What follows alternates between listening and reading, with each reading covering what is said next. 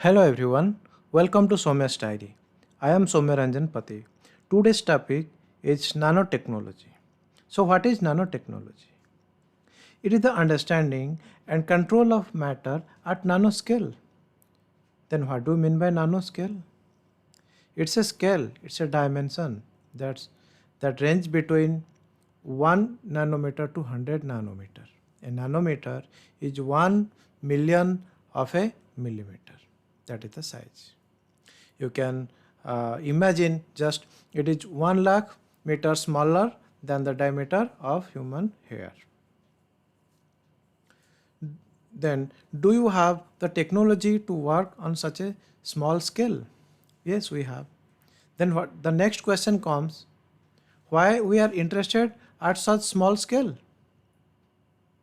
Because at this level they provide unusual mechanical, electrical, optical and magnetic property. They can provide promissory solutions.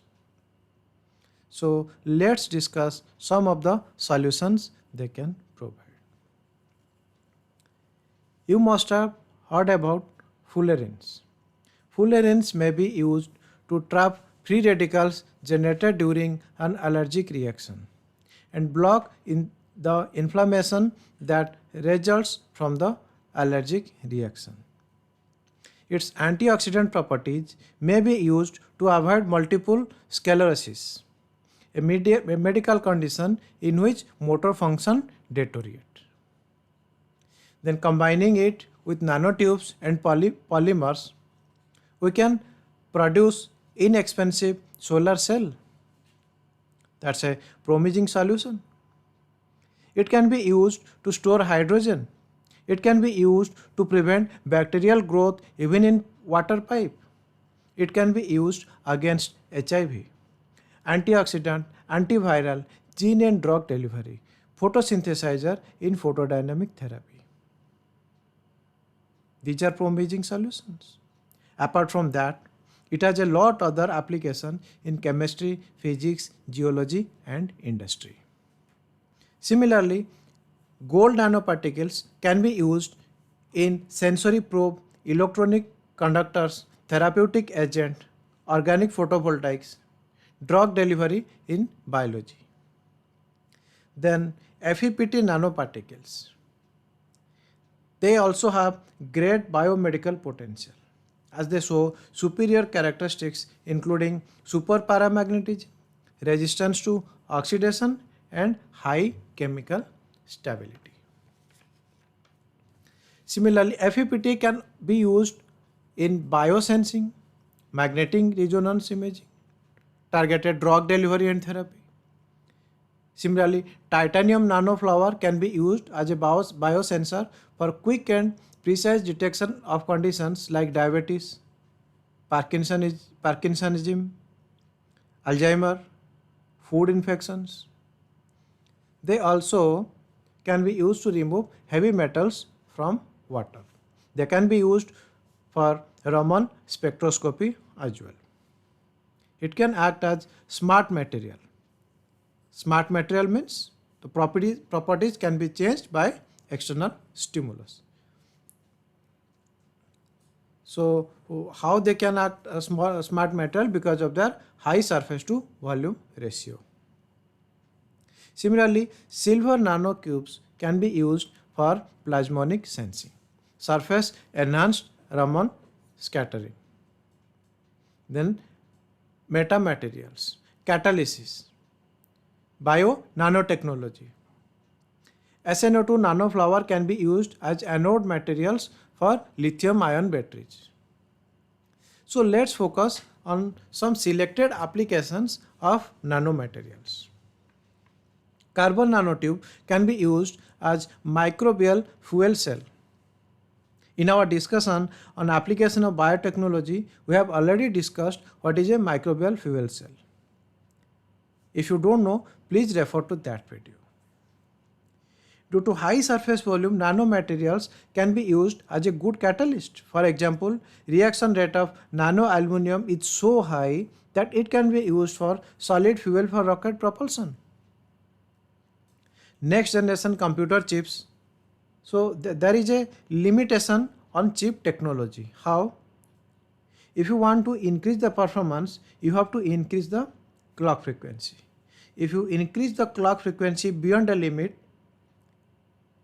there is a heating effect. That brings the limitation on high performance of chips.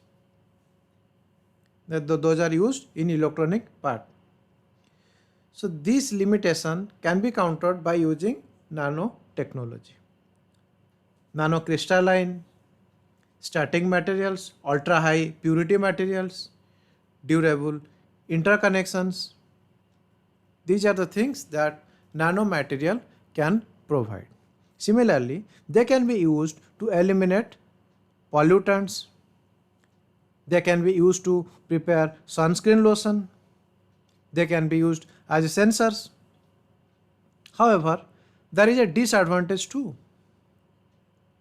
For example, they are not stable. They may undergo transformation. Similarly, fine metal particles, they may explode if they come in contact with oxygen. Formation of pure nanoparticle is very difficult. Nanoparticles are biologically harmful. They may penetrate our cell and they may become carcinogenic. If we inhale them, they enter into our lungs. So there is no way that we can take them out. They may interact with our body cells. There is no hard and fast safe disposal policy also. Then who creates the ecosystem of nanotechnology and its application for our country?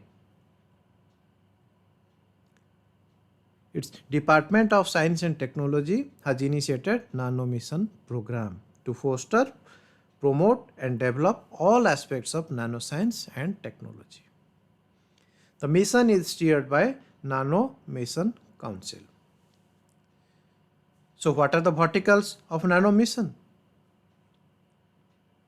They will do on the basic research promotion, infrastructure development, nano application and technology development, human resource development, international collaborations, and nano regulatory aspects. Since we understood that there are so many negative sides of these nanoparticles, so we should also do research on the regulatory aspect, the negative side and subsequently the regulatory aspect, how to regulate it so that we can get the positive side and we can reduce the harmful effect. So the major thrust area for nanotechnology in our country are nanotechnology for agriculture, nano for energy and environment, quantum material with novel property and applications. So let's discuss some of these applications. First, agriculture. Agriculture, food, natural resources, these are part of those challenges like you can say sustainability, susceptibility, human health, human life. So nanomaterials here can provide promising solutions. They can increase the food quality, the safety associated with the food, the nutritional value. They can reduce the inputs. Some products like nanofertilizers, nanopesticides, they can be used to increase the productivity without contamination of the soil, without contamination of the water. They can provide protection against disease. Nanosensors can be used to monitor soil quality. Thus, it can provide solutions to food security, sustainability, and climate change. Now, let's discuss nano for energy and environment. Nanotechnology is being used in several applications to promote environment and produce more efficient and cost-effective energy, such as generating less pollution during manufacturing of materials, producing solar cell that generate electricity at competitive pricing, cleaning up organic materials that pollute groundwater, cleaning voltaic organic compound from the air. Similarly, the major application of quantum nanoscience is quantum computing, quantum communication, and quantum sensing. So, what is quantum computing? Computers, those perform quantum computations, are known as quantum computers. They can solve complex calculations more substantially faster than normal computer. Similarly, the quantum communication is ultra secure. It's hack proof communication system. Nowadays, countries are trying to establish such system for satellite. Hack proof. Quantum simulator permits study of quantum systems that are difficult to study even with the supercomputers. Quantum sensing deals with design and engineering of quantum sources and quantum measurement that beat the possibility of classical strategy. Some applications are mentioned in my article also. Please go through the article. I will give the link in the description box below. So that's all for today. Hope the content will be helpful for your preparation. Thank you very much for your precious time. Meet you again with another topic. Thank you.